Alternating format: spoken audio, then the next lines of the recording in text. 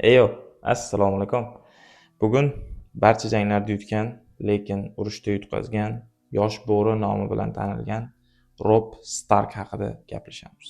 Boshladik. Rob Stark xarakterini tahlil qilishda avvalo e'tibor berishimiz kerak bo'lgan faktor bu uni Starklar oilasining eng to'ng'ich farzandi ekanligi. Westerosda to'ng'ich farzand bo'lish juda ham katta mas'uliyat, ayniqsa shimolda. Arya Winterfell xonimi bo'lishni istamasligi mumkin. Bran qoyalarga, daraxtlarga chiqib sakrab yurishi mumkin. Jon Snow tungi qorovullikni tanlashi mumkin, lekin Rob bularning hech qaysini qila olmasdi. U Neddan keyingi Winterfell lordi edi. Har bir harakati kuzatuvda va agar qayerdadir muvaffaqiyatsizlikka uchrasa, bu o'smir bola uchun shunchaki yomon kun emas, aksincha shimolni kelajakdagi lordi uchun zaiflik ramzi edi. Shunday qilib Rob Stark ota-onasini strategik va qishning kelishi haqidagi jiddiy mavzularni ham, uka va singillarining bolalarcha hazilomuz gaplarini ham eshitishga majbur edi. Har bir farzandda oilada o'ziga yarasha mas'uliyat bor. Shaxsan o'zim eng katta farzand bo'lganim uchun aytmoqchimanki, ota-onangiz sizdan ko'proq va uka singillaringizga nisbatan o'rnak bo'lishingizni kutadi. Shuning uchun ham siz doimo hissiyotlaringizni va xohishlaringizni ular bilan bemalol bo'lisha olmaysiz. Aksincha, ota-onangiz siz bilan katta hayot muammolarini bo'lishganda ular bilan siz ham fikr bo'lishingiz kerak bo'ladi. Rob Stark ham xuddi shunaqa edi. Undan shimolda eng kuchli ritsari, eng adolatli lordi bo'lish kutilardi va buni Rob Stark ham to'g'ri qabul qilib, kitoblar bo'yicha 14 yoshidan mas'uliyatni olishdan qo'rqmagan. Ned Stark qatl etilishi esa nafaqat Robni, balki butun Westerosni o'zgartirib, ag'dar-to'ntar qilib yubordi. Lekin biz faqat Robdagi xarakter o'zgarishini hozir o'rganamiz. Otasining o'limidan keyin Rob Stark endi yoshgina o'smir emasdi. U ulg'aygan yetuk erkak edi va mas'uliyatida juda ham katta qo'shinni boshqarish turgandi. Shundan keyin Rob agressiv jang uslubiga o'tadi. Har bir jangda g'alaba qozonish va jang orqali Lannisterlarga to'xtovsiz talofat yetkazish. Shu orqali hattoki Jaime Lannisterda ham qo'lga olinishini bilamiz. Lekin onasi Jaimeni ozod qilib yuborganidan keyin Rob va onasi Catelyn Stark o'rtasida chegara paydo bo'ladiki, Catelyn maslahat berganida Rob u maslahat to'g'rimi, noto'g'rimi rad etishga majbur edi, chunki boshqa lordlarning oldida o'zini o'sha mas'uliyatli erkak sifatida ko'rsatish maqsadida. Lekin xohlaymizmi yo'qmi, ming katta odamlarga o'xshab ko'rinishga harakat qilmang, ming katta mas'uliyatlar bo'yningizga tushmasin, ichingizda baribir yosh o'smirda hayoti, yosh o'smirda xarakteri bo'ladi. O'ta adolatli bo'lishga intilish, ba'zida urushda pand berishini aynan Rob Starkda ko'rishimiz mumkin. Rickard Karstarkni qatl qilinishi Robni o'ta adolatli va hissiyotga tayanmaydigan qirol qilib ko'rsatishi mumkin edi balki.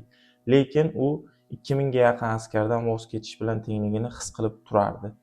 Karstarkni qatl qilinganidan keyin aynan 2000 ga yaqin unga ergashgan askarlar Rob qo'shinini tark etadi. Va aynan mana shu yerda Robda hammasi teskari ketishni boshlaydi. Aynan mana shu yerda moslashuvchan bo'lishi kerak edi, lekin mas'uliyati, burchi, otasi qasosini olishga intilishi kabi hissiyotlar hammasi yig'ilib aynan yosh o'smir Rob Starkda noto'g'ri ketishi boshlanishi edi. Lekin Robda ham tushunishimiz kerakki, uni yonida ishonchli, tajribali va Rob ich-ichidan hurmat qiladigan odam yo'q edi. Otasi qatl qilingandi, onasining urush bo'yicha kuchli tushunchalari yo'q edi. Jon Snow bo'lsa tungi qorovulda edi.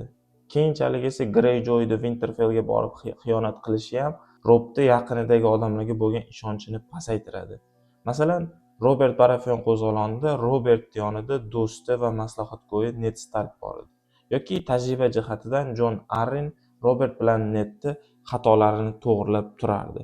Lekin Rob Stark bularning hammasini o'zi qilishi kerak edi. Tepada aytdim, Rob Stark katta erkak rolini o'ynayotgan, lekin ichidan hali ham yosh o'smirlik hissiyoti ketmagan bola edi va shuning uchun u aynan ichidagi hissiyotlarni bemalol ayta oladigan unga odam kerak edi. Va bilganingizdek, Talisa kirib keladi. Rob ichidagi dardlarni ocha oladigan yagona odam va unga uylanish orqali Rob Stark yana bir urushdagi eng katta xatolardan birini qiladi. Meister Aemon aytganidek, sevgi bu burchning unutilishi va o'lishidir. O'z aslida Rob Stark nimaga Talisaga uylandi? Sevgini birinchi faktor deb oladigan bo'lsak, keyingisi otasi tutgan yo'ldan yurgisi kelmasdi. Ya'ni Talisadan farzandini Jon Snowga o'xshab bastard bo'lishini xohlamasdi. Chunki Rob Jon Snowning qanaqa katta bo'lganini, Catelyn Jonni qanaqa yomon ko'rganini bilgani uchun ham Talisaga uylanish orqali keyingi Jon Snou'ni tarbiyalashni xohlamadi. Lekin bu ham juda ham katta xato bo'lganini aniq bilamiz. Aynan mana shu yerda Robb Stark o'z va'dasini buzib, adolatli bo'lmoqchi edi. Lekin afsuski, unda moslashuvchanlik yetishmayotgan. Qizil to'y yoki qonli to'y o'zi qanaqa qilib dunyoga keldi? Tywin Lannisterda qanaqa kuchli strategik ekanligini bilamiz.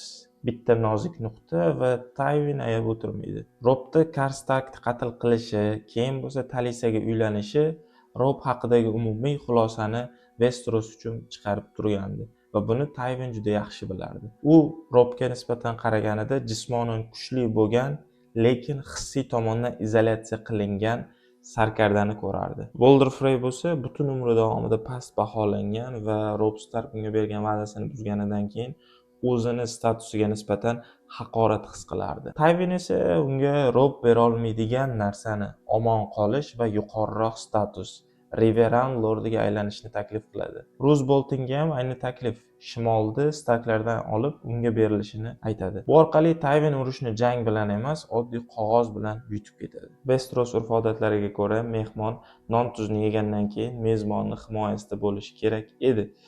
Lekin afsuski, Tywin Lannister Robb Starkni jangda mag'lub eta olmasligini bilganidan keyin til biriktirgan holda aynan Robbni urf-odatlariga qarshi borgan holda to'yda o'ldiradi. Endi o'zim ozgina shaxsiy fikrimni berib ketsam, Robb Stark kuchli jangchi edi, yaxshi sarkarda edi. Lekin aynan shu Talisaga uylanishi, Maester Aemon aytganidek, sevgi bu burchning o'limidir. Buni yana bir marta qaytardim, lekin Maester Aemon bekorga bu gap Jon Snouga aytmagandi. Ya'ni hissiyotlarga berilib qarorlar chiqarilsa, keyinchalik oqibati yomon bo'lishini aynan Robb Starkda ko'rishimiz mumkin. Albatta, sizlar ham o'zingizlarning fikringizni Robb Stark haqida yozib ketinglar. Xursand bo'laman. Video yoqqan bo'lsa, albatta obuna bo'lib qo'ysanglar va like bosib qo'ysanglar, mana shu qo'shimcha motivatsiya. Keyingi videolarda ko'rishguncha sog' omon bo'linglar. Xayr.